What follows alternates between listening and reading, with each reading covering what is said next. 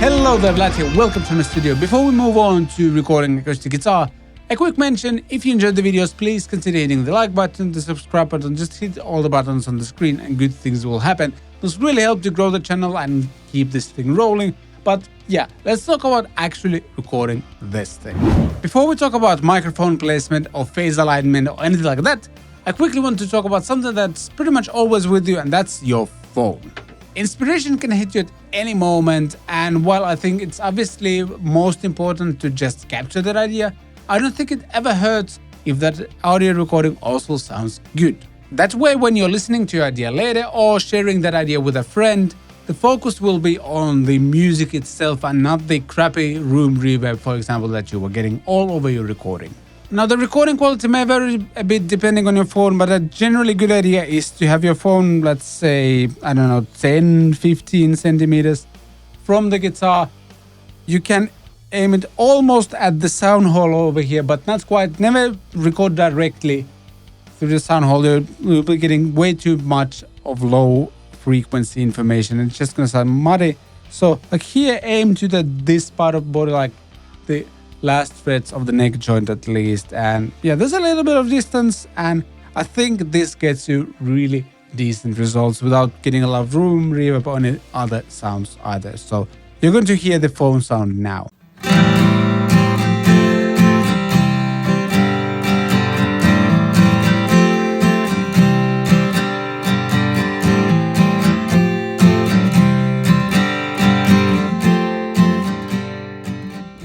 Now, the second easy way to record your acoustic guitar is to use the built-in microphone system that's in your guitar.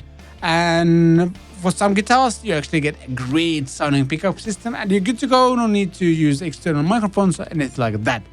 But for many of us, our guitar either doesn't have a pickup system at all, or it has something called a piezo pickup system, which is basically on the saddle over here. And while it's highly practical for many situations, for example, playing live, it doesn't really sound the same as a professionally recorded acoustic guitar in the studio, does it?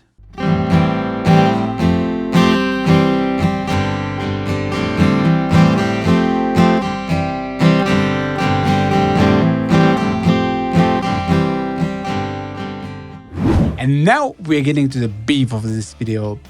You're into beef, that is. If you're not, then we're just getting into recording the guitar with actual microphones. And what I have here is a Lewitt LCT 240 Pro. Very, very budget-friendly microphone that's super well built and is practical for many situations, whether it's recording acoustic guitar, recording electric guitar, podcasts, vocals, all kinds of things. And what we're doing here is, and I hope the top cam doesn't lie too much, this SM7B is kind of annoyingly in the way a little bit, but yeah, you can see my finger. From my finger, we are kind of aiming to this part of the guitar. I'll show it on the top cam. We're kind of trying to point the microphone somewhere over here. And that's, I'd say, 10-ish centimeters. When you're trying out recording something like this, you have to experiment a little bit and see how much reverb you're getting and like how much string noise or anything like that you're getting. But I found in this space, placing this microphone here works really well, and it sounds like this.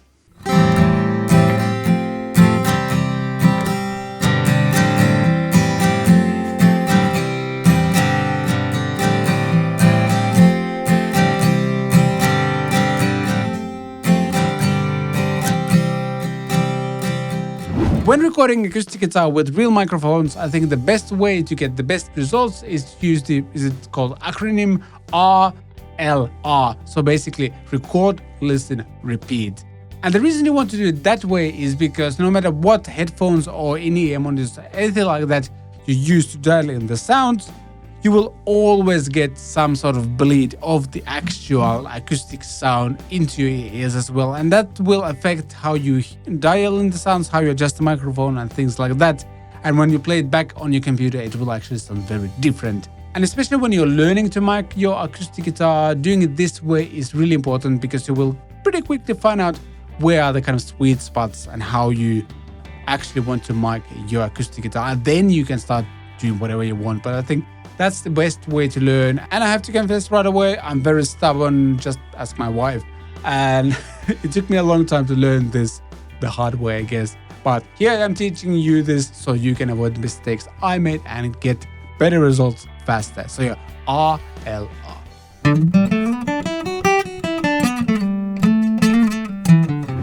And as you can tell, things are getting serious because we have a second microphone now as well. This is my trusty SM58, something that I bought for myself in 2009, I think. And this is the microphone that kind of got me into recording. I remember miking so many amplifiers with this one, putting vocals with it, all kinds of stuff, and it still works brilliantly. And why are we using two microphones, you may ask? Well, first of all, one way to use two microphones is to capture kind of different parts of the guitar and kind of blend them in together to create a more perfect mix of how that guitar sounds in the room. One microphone, for example, could be capturing kind of more of the high end, and the other one is kind of more for the body. Or we can do the thing that I love to do a lot and kind of record guitar in stereo and kind of pan it and stuff like that. You can check out that in a second. But before that, I'm going to mention that the LCT 240 Pro is still at the same place, kind of capturing this part of the guitar body. And then the SM58 is pointing somewhere around here at the bridge. And yes, I've gone through the RLR process in the past with this exact setup, and it just works really, really well. And yeah, let's record this and then jump to the DAW side of things and check out some stuff there as well.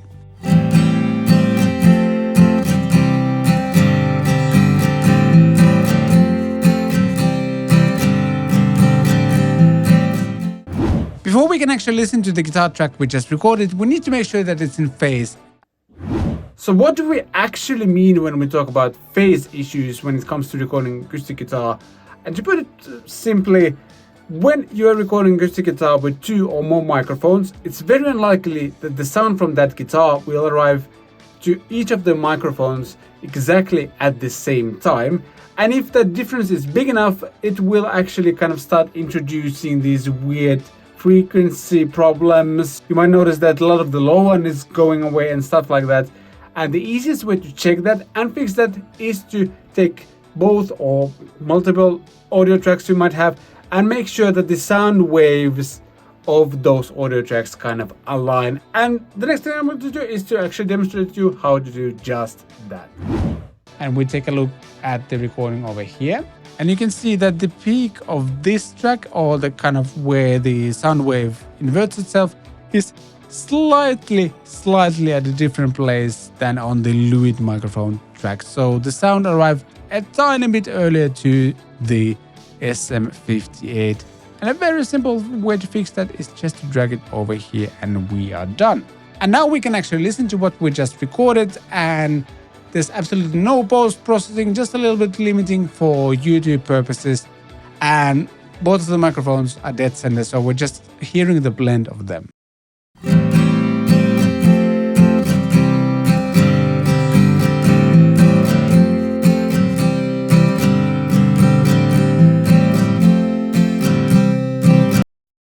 I didn't even touch the balance between the two microphones and anything like that. Let's quickly solo the track. So here's the Lewitt microphone.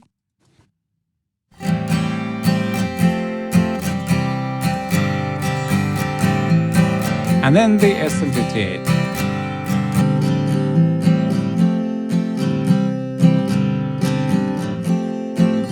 So as you can tell, the Lewitt is capturing more of the high end and the pick attack and stuff like that, and the SM58 is capturing more of the body.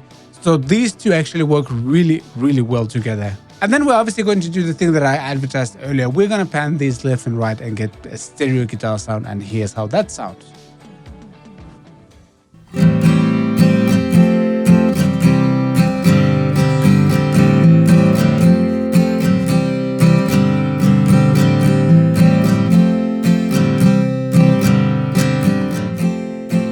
And by the way, all of that without any post-processing. There are two other things that really affect the quality of your recording, and they kind of tie in together.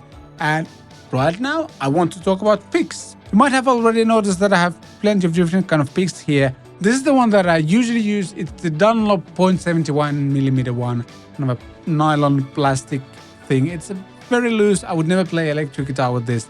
But for acoustic guitar, because I'm a heavy strummer, I like to do like big motions with my guitar. This is the perfect pick because it allows me to strum with like wide strokes, but It's not too loud. I'm not kind of attacking the strings too hard, and I can do.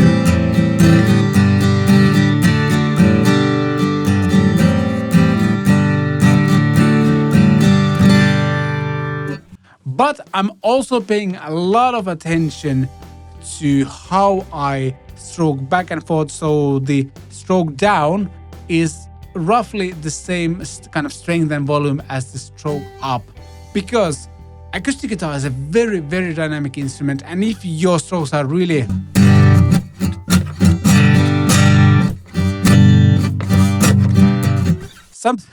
something like that, would be really difficult to mix, because the dynamic range is huge. Acoustic guitar can be really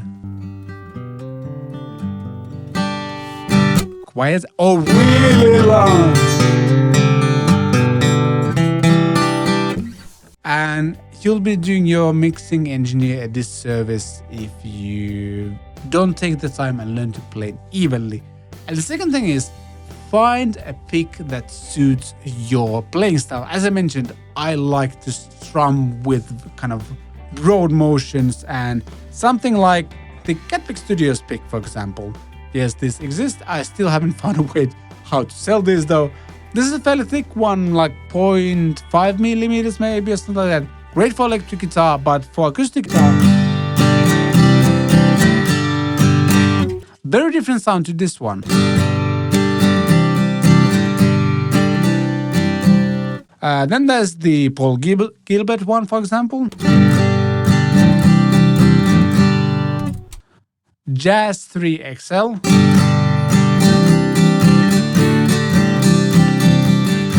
I can immediately hear that high end that I love on the electric guitar with this pick. Doesn't really work for the acoustic guitar, for me at least. And then there's the Hello Kitty picks by Fender, I think. Yes, by Fender.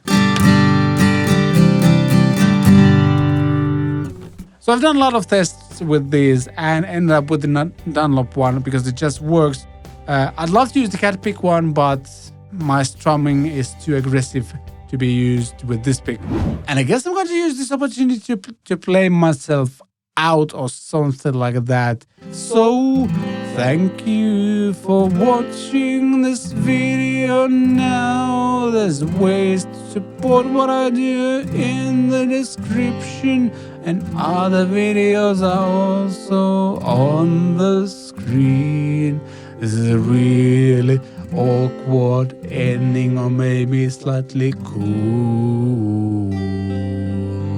Click the buttons on the screen and good things will happen. Bye!